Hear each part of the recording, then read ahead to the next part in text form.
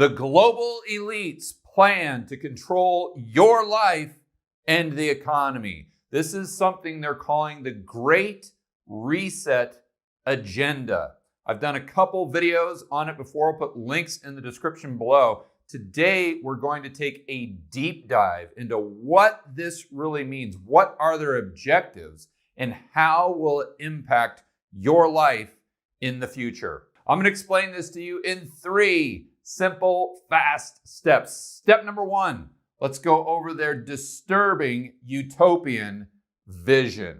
And this is going to get really bizarre here. It seems like something out of a sci-fi movie, but of course, I'm going to back it up with data from their website. By the time we get to step number 3, and we put all these pieces of the puzzle together, it is definitely going to be time to pour yourself that stiff drink. So let's dive right into it. They have a blog post that came out in 2016, 2017 that I think really summarizes their vision for 2030. So in the next 10 years, what will the United States look like? And the title of this blog post, and I'm not making this up, we're going to go to the blog post and I'll show you, is I own nothing, have no privacy, and life has never been better. And there's a clip that's been going around Twitter that shows exactly what they're referencing. It's this guy who's smiling, the sun is shining,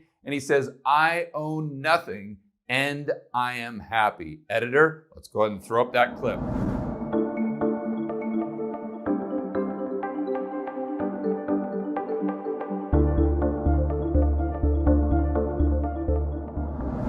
So basically, this vision they have for the future is everything is controlled by artificial intelligence.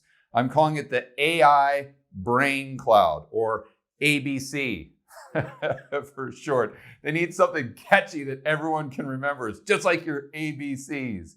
So all the data from all the individuals, whether it's coming from their smartphone or a chip implanted into their brain, and I know this is tinfoil hat stuff, but it's right on their website. We're going to check it out in just a moment. All this data is going to the cloud, this AI brain.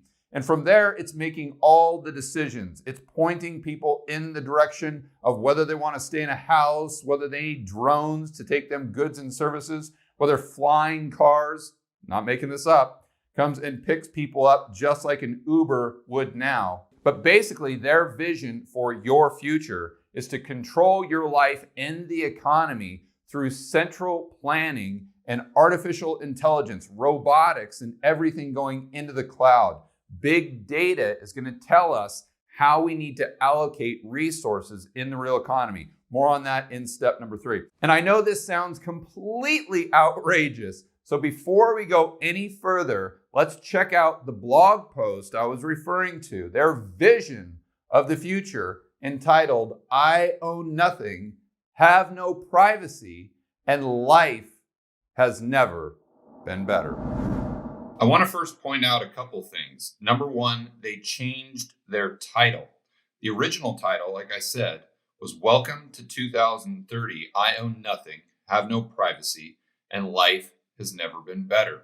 And I have to go to Forbes to find their original article, because now when you look at it, on the World Economic Forum's own website, you can see they've changed the title to Here's How Life Could Change in My City by the year 2030. So obviously, they had so much pushback on this, they had to change the title. And further evidence, they got a lot of negative pushback on this, as they put in a disclaimer saying this isn't their vision.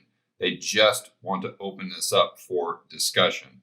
But that was never, ever a part of the original document. This is like Jerome Powell coming out in September of 2019 and telling everybody this is not QE. This is not QE. When he knows, everyone at the Fed knows, the marketplace, and even the average Joe knows darn well that's exactly what it is.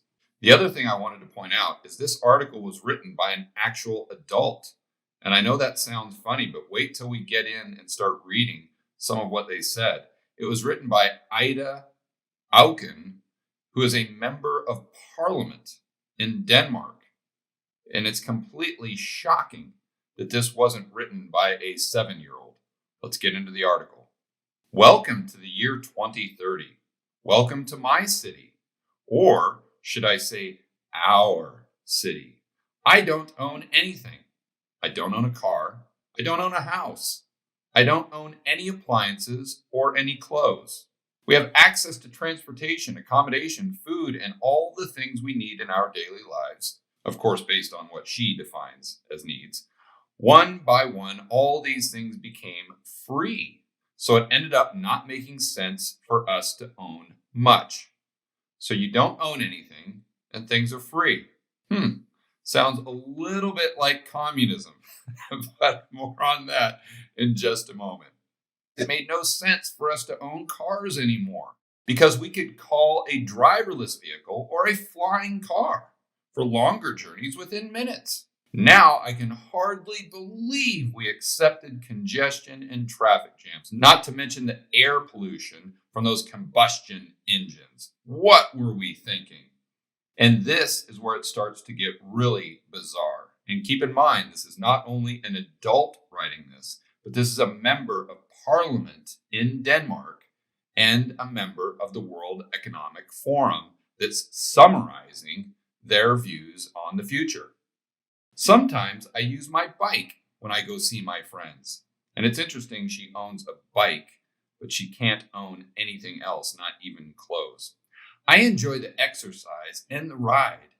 It kind of gets the soul to come along for the journey. Funny how some things never seem to lose their excitement. Walking, biking, cooking, drawing, and even growing plants. It makes perfect sense and reminds us of how our culture emerged from a close relationship with nature. Now things go from bizarre and creepy to nightmarish. In our city, we don't pay any rent because someone else is using our free space whenever we don't need it. My living room is used for business meetings when I'm not there. Once in a while, I will choose to cook for myself. It's easy. The necessary kitchen equipment is delivered at my door within minutes. Since transportation became free, we stopped having all those things stuffed into our home. Why keep a pasta maker and a crepe cooker crammed into your cupboards? We can just order them when we need them. And here's where we go right into the twilight zone. Shopping? I can't really remember what that is.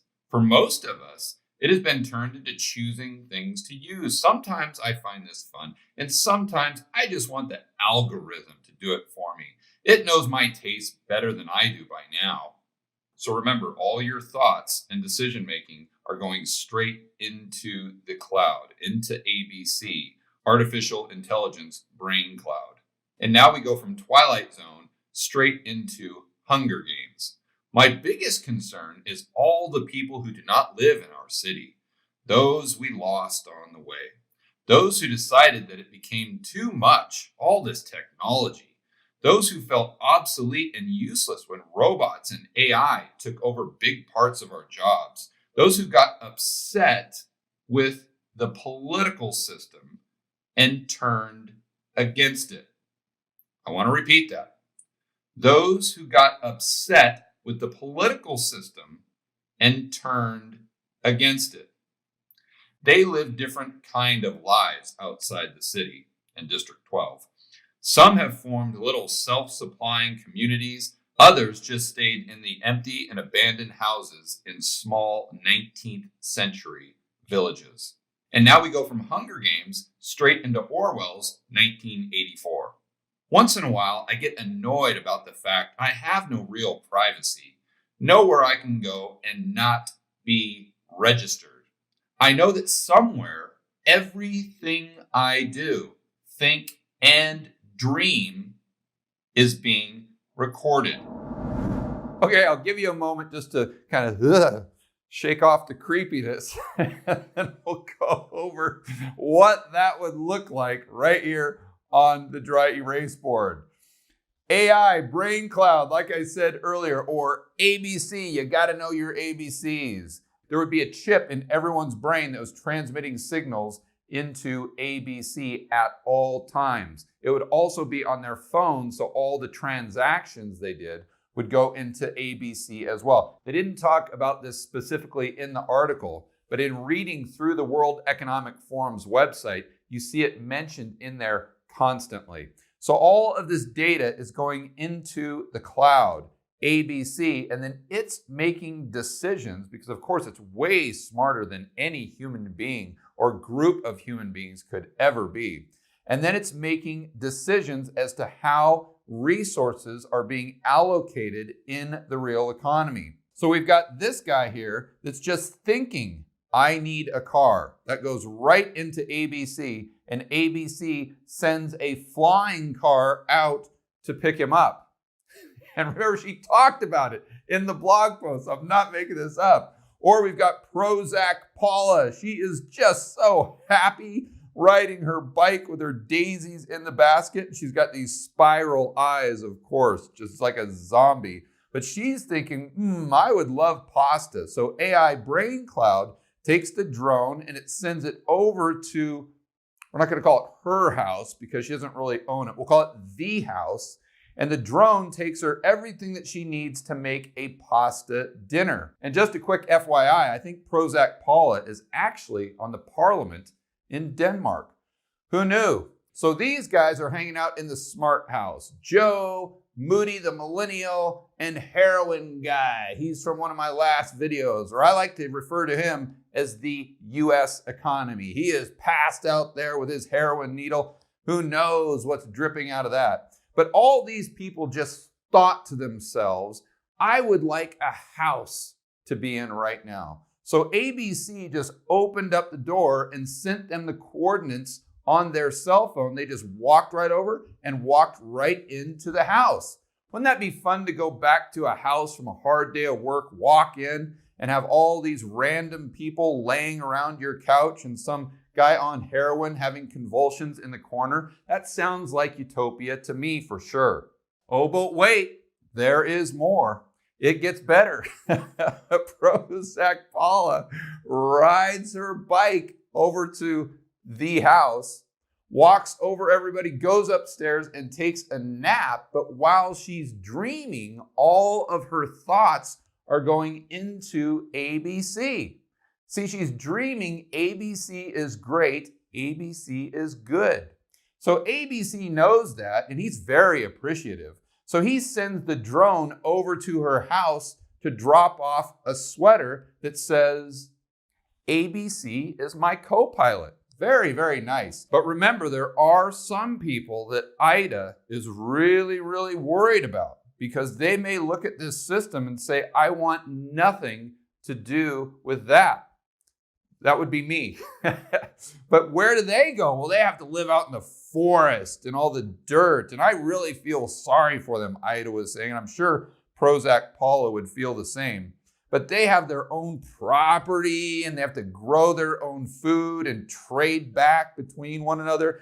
They have internal combustion engines like these trucks that ride around.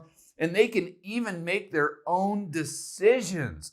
Ooh, yuck. Who could stand doing that? They can choose the color of their truck, or I'd like to point out, they could also have a Cybertruck from Tesla, something green and something electrical. But all these people in District 12, we'll call it, they're the cretins, the outcasts, or maybe we'll even call them the rebels that don't appreciate just how good life can be when you're living under a system where you own nothing and have absolutely no privacy.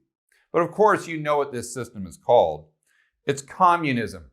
Communism is basically where you have no private property. Capitalism is where you have private property. That's for all those rubes and rebels that live in District 12. And I want to point out, because a lot of people go back and forth on Twitter or in the comments of my YouTube videos and say, well, the Fed is part of capitalism because it's a privately owned entity. And that may be true, but when I'm referring to capitalism, what I am a proponent of is free market capitalism, not just capitalism.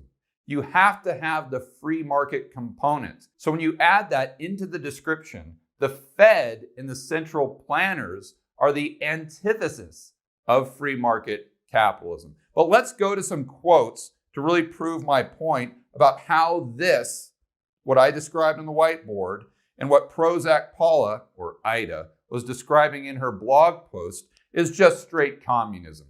And this is a quote from Karl Marx. The theory of the communist may be summed up in a single sentence: abolition of private property. And there's one thing we know for sure. The global elites at the World Economic Forum definitely want to abolish private property. Step number 2. If you own nothing, well then who on earth will own everything? I think you guessed it.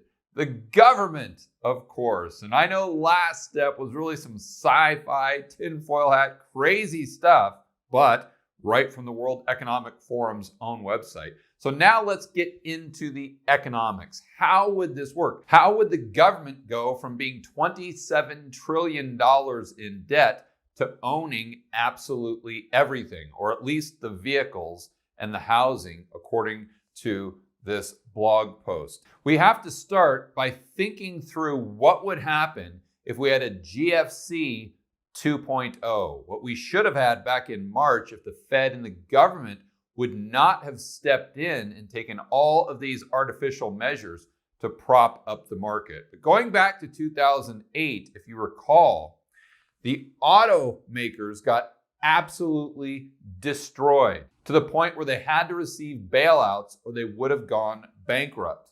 And the housing market went down by 50%. But now it's different.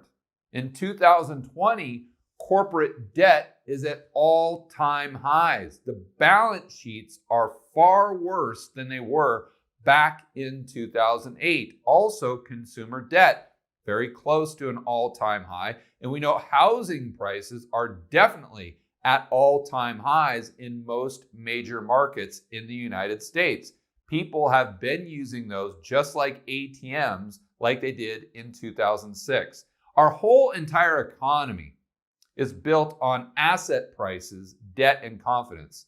And really, it's all about asset bubbles. And if you don't believe me, just think through what would happen if asset prices in the United States went down by 50% and just stayed there. Our economy is 70% consumption. How much consumption is a result of high asset prices? I would argue a good majority of it. So if a lot of these corporations were going bust and the average Joe was losing their home because they couldn't afford to make the payments, then that would give an opportunity for the Fed to come in and buy up those assets to once again try to prop up these markets. And right about now, your friend and family member Fred is stepping in and says, "George, you are crazy. We saw what happened back in March. The Fed and the government are never going to let asset prices go down again." One thing I would point out to your friend and family member Fred is the case study of Japan back in 1990. This is a chart from 1986 all the way to 2010 of the Japanese real estate market. It peaks way up here at 220 in 1990 and then comes all the way down over the span of the next 15 years. 15 years. It goes down and down and down and down. And I'd like to point out the Japanese stock market is also lower today than it was in 1990. And the reason I use Japan as an example is because they've done everything the Fed and the government is currently doing. We're about 10 years ahead of Japan. They've done QE infinity. They've had negative interest rates. They've purchased stocks, all these ETFs like the Fed did back in March. Japan has been there and done that. They've bought 60% of the JGBs, the Japanese government debt. Everything that we would do in the future, most likely, Japan has already done. In spite of this, their real estate market has gone down for 15 years, and their stock market is lower today than it was in 1990. And you also may be saying to yourself, yeah, George, but the Fed and the government are going to come in and print so much money that we're going to get consumer price inflation, and that's going to keep assets elevated. But let's go back and remember the 1970s, stagflation, the definition of stagflation. The stock market between 1972 and 1974 went down by almost 50% in nominal terms, not adjusted for inflation. So when you actually adjust for the rate of inflation, purchasing power, they went down by a lot more than just 50%. So my point is asset prices can go down while money printing and consumer prices are going up. So what would happen if we saw something like that in the United States, an economy that is completely propped up by asset prices? The answer is the average Joe and the corporations would be desperate to sell to anyone. So the Fed comes in and says, yep, I'm your buyer. They go to average Joe, they buy his home, and they give Joe bank reserves because now Joe has a bank account with the Fed.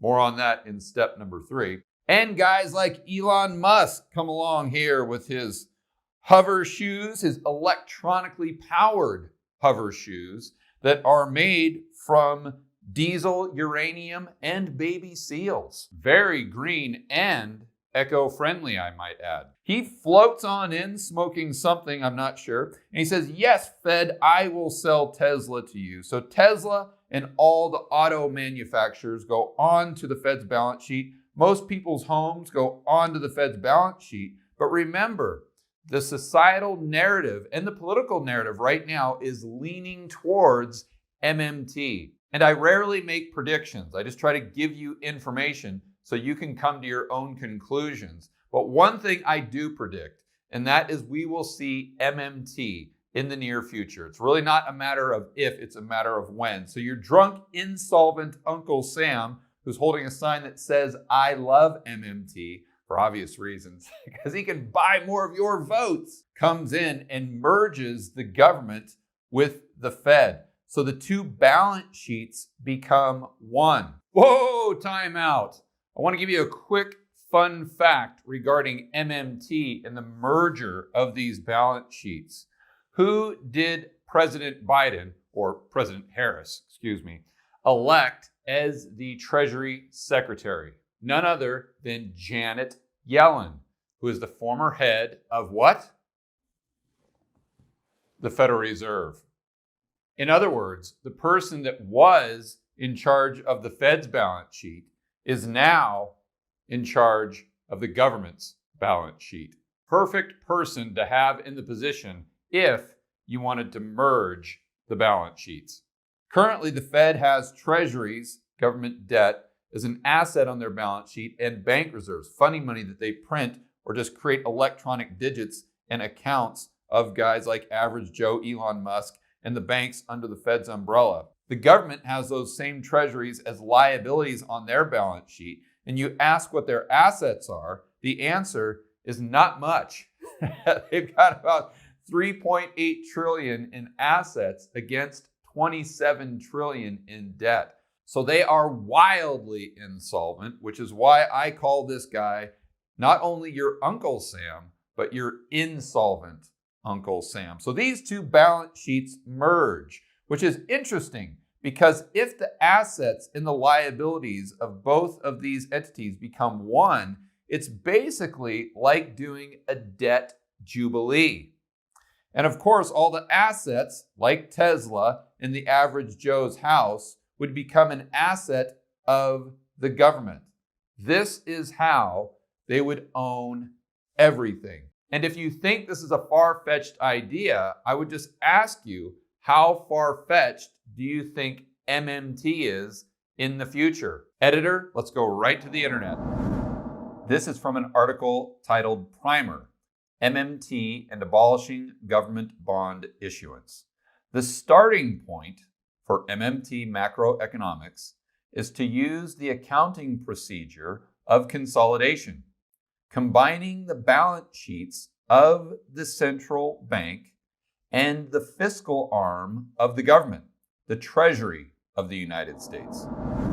So just to recap, this is how it works. The economy comes crashing down. We'll call it GFC 2.0. And the government and the Fed can't prop up asset prices. Or maybe they choose not to prop up asset prices. And all of these desperate sellers go to the Fed and sell their assets, the houses and all the car manufacturers. They go onto the balance sheet of the Fed. And then because MMT is so popular, they merge the two balance sheets. So the Fed's balance sheet and the government's balance sheet becomes one. So basically we have a debt jubilee, the treasuries are canceled out, and all the assets on the Fed's balance sheet, including Tesla and the homes, become assets of the government. You own nothing, they own everything, and life has never been better. Step number 3, the global elite's utopian endgame. And I want to be very clear before we get into this. This is not a prediction. What I'm doing is I'm explaining things. I'm going to the World Economic Forum's website. I'm figuring out in their words what their goals are for the future, how they see the future playing out. Then I'm taking my knowledge of macroeconomics and how the system actually works. I'm combining the two, and then I'm trying to put myself in their shoes, as scary as that may sound, and figure out if I had these objectives, how would I achieve them? And this is how I would get it done. First, we have to understand the importance of price signals. They give us a ton of data, and most people don't understand how vital they are to running an efficient economy and allocating scarce resources with alternative uses. To help me out with this, we're going to use the other end or the other side of my whiteboard. Like I said the other day, we're getting real professional here on the George Gammon YouTube channel. We're just going to flip this, hopefully, to the other side without me smashing my fingers like I've done about 10 times this morning. All right, here we have a beautiful drawing of the United States. And up in, we'll say, Canada, maybe the border up in Oregon, Washington, they're growing all of this lumber. This lumber is a scarce resource with an alternative use. And I'm getting that term directly from my favorite economist, Thomas Sowell. So up in the Northwest, we have a lumber mill, and we have KB Homes. They're a big manufacturer of housing in the United States. So let's say we have all this housing in Denver and the prices are going up. We also have housing in Detroit and prices are going down. Everyone is leaving Detroit for Denver. This is where all the jobs are being created, let's say, in this example. Therefore, we don't need any more housing stock in Detroit. We're oversupplied. That's why prices are going down. And we need more housing stock in Denver. That's why prices are going up. It's simple supply and demand. KB Homes recognizes this because they see the prices going up and down. So they order 2x4s, these chopped up trees, resources from the lumber mill, and KB Homes allocates those scarce resources, the 2x4s, to Denver. It does not allocate them to Detroit. The whole reason they're able to do this efficiently is because the data they get from the price signals. If they didn't have access to the data, they would inadvertently continue to transfer resources over to Detroit, and those resources would be wasted. Another way to think through the importance of prices in a very simple way. We have 3 resources. We'll call them the black resource, the blue one, and the red one. There's a lot more of the blue one than there is the red one. Therefore, the price is lower. There's more supply. So what this tells the marketplace is when they're building a home, let's say, they want to try to use more of the blue resource than they use of the red resource. Because of private property, and I'll get to that in a moment, and private ownership of KB homes, they want to make as much profit as possible. They want to avoid loss. Therefore, they're going to utilize the resource that is more prevalent, and they're going to try to avoid using the resource that is more scarce. This is why the free market and free market capitalism, going back to what we talked about in step number 1, is the most efficient way to allocate scarce resources. It revolves around prices, but for price discovery to actually work, we have to have private property. And going back to step number 2, you know that private property makes the World Economic Forum, IDA, and our boy Klaus Schwab right here, who's the head of the World Economic Forum, it makes all of them very, very angry. Even Klaus Schwab's cat, Mr. Bigglesworth. If you're not familiar with Klaus Schwab, he is the head of the World Economic Forum and the one who is really pushing this great reset agenda. Editor, go ahead and throw up a clip for the viewer. I think you will see in about 2 seconds why I think he should be a part of Spectre, or maybe more appropriately, Dr. Evil and Mr. Bigglesworth. Now is the historical moment, the time, not only to fight severe virus, but to shape the system for the need for the post-corona era. In short, we need a great reset. A true real-life James Bond villain for sure. But when we talk about the importance of prices, I want you to realize I'm not just making this up. This is not something that I think would be great. And to understand that further, let's go right to the internet and check out one of my favorite websites, one that you should be reading all the time, Mises.org. In an unhampered market economy, the price mechanism is the tool conducive to the most efficient desired by consumers and allocation of resources. Why? Because prices stem from the different subjective value human beings attach to the various consumer goods and services available in the economy. By repeatedly exchanging or buying and selling goods and services, sellers discover the values subjectively attached to consumption goods by demanders, the market value of goods. In other words, they understand which consumer values any single available good most, thus allowing each good to find the most eager owner. And this is what we were just referring to in the example of lumber being allocated to either Denver or Detroit. Notice that subjective appraisement of goods value is possible if and only if goods are privately owned by the exchanging agents. And this is what Klaus doesn't want. They want us to own nothing. In fact, without private ownership of goods, exchanging agents could not enjoy the profit rewarding the discovery of the most eager buyers of the goods they want to exchange on the market. They would not be able to attain the highest possible reward for the exchange. Also, absent private ownership of goods, exchanging agents could not possibly experience losses.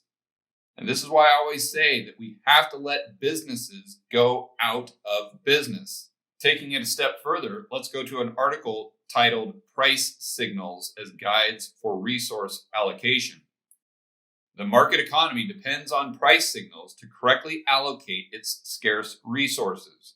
Scarce resources should command higher prices than more abundant resources. Guided by correct price signals, resource users will use scarce resources with higher prices for only high value purposes, and abundant resources with lower prices for lower valued purposes. And here's the key takeaway right here, guys.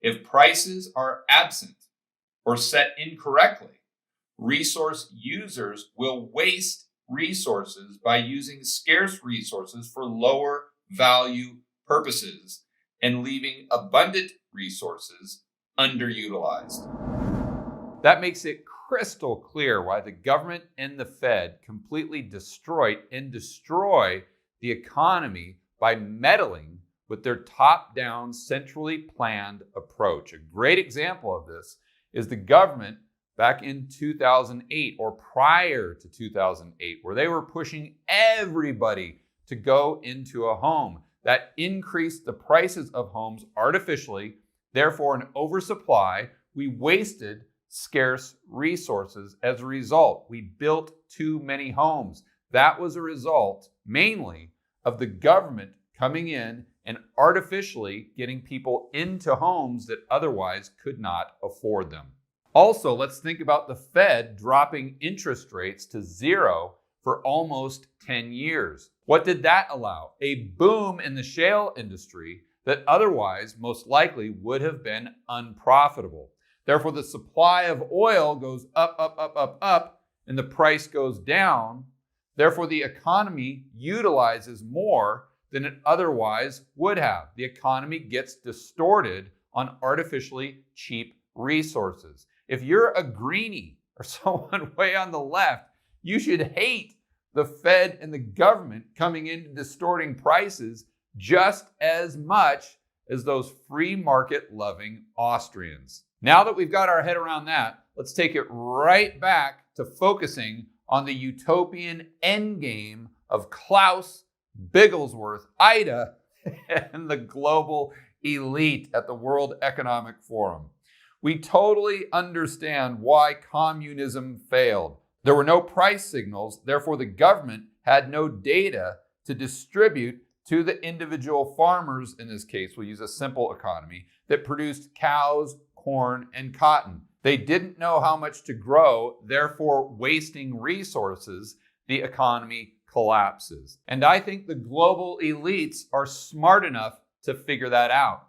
So taking everything they have on their website, all of the information and what they are saying themselves, combining that with what I know about macroeconomics and what the social and political trends are right now, this is how I would connect the dots. And this is what I think they will push more and more into the future, headed towards their socialist or communist utopia they want to achieve by 2030.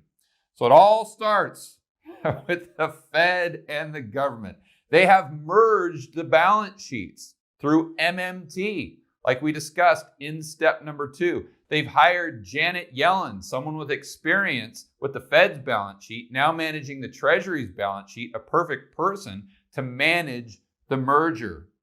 Then they come in with the Banking for All Act. We've all heard about this. This is where the individuals, the average Joe and Janes, and the businesses in the economy will have an account held at the Fed. Now it'll be held at the Treasury or the government. So all of the transactions from the average Joe's cell phone, the data in real time, will go straight to the government. And if I was Klaus, how I would do it is I would take that data and I would shoot it straight over to ABC, Artificial Intelligence, Brain Cloud. I would have ABC crunch all of that data in milliseconds and then spit out directions to all of the individuals producing goods and services in the real economy. Whether they were humans or robots or maybe humans controlled by that chip in their brain, who knows how crazy the World Economic Forum really is. And let's not forget, all of the average Joe's thoughts, dreams, and vital statistics are going into ABC in addition to the data that's happening with all the transactions occurring in the real economy. This gives ABC all the mega amounts of data needed to tell the farmers how much they should grow. Whether it's soybeans, and you say, George, what happened to the cows? Well, in 2030, we're all going to be vegetarians according to the World Economic Forum. And no, I'm not joking. Editor, throw up the clip.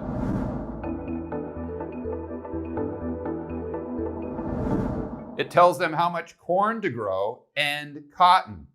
And you may be asking another question, why is my cotton in triangles? Very perceptive of you.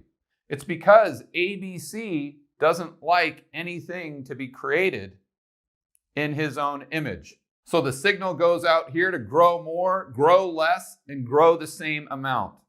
So in the minds of the global elite, I think they see AI as a better way to allocate scarce resources with alternative uses. So if I'm the global elites, I see this as a solution to the problem that free market capitalism already solves. But in their eyes, they hate private property.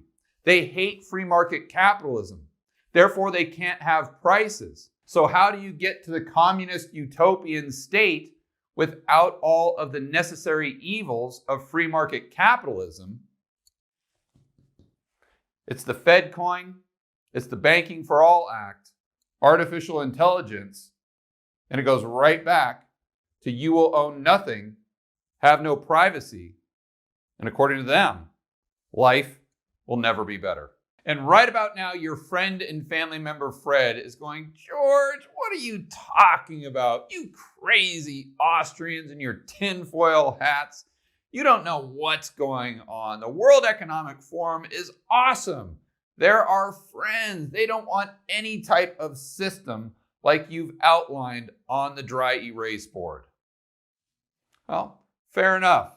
Let's take your friend and family member Fred right to a recent white paper from the Economic Forum titled Framework for Developing a National Artificial Intelligence Strategy.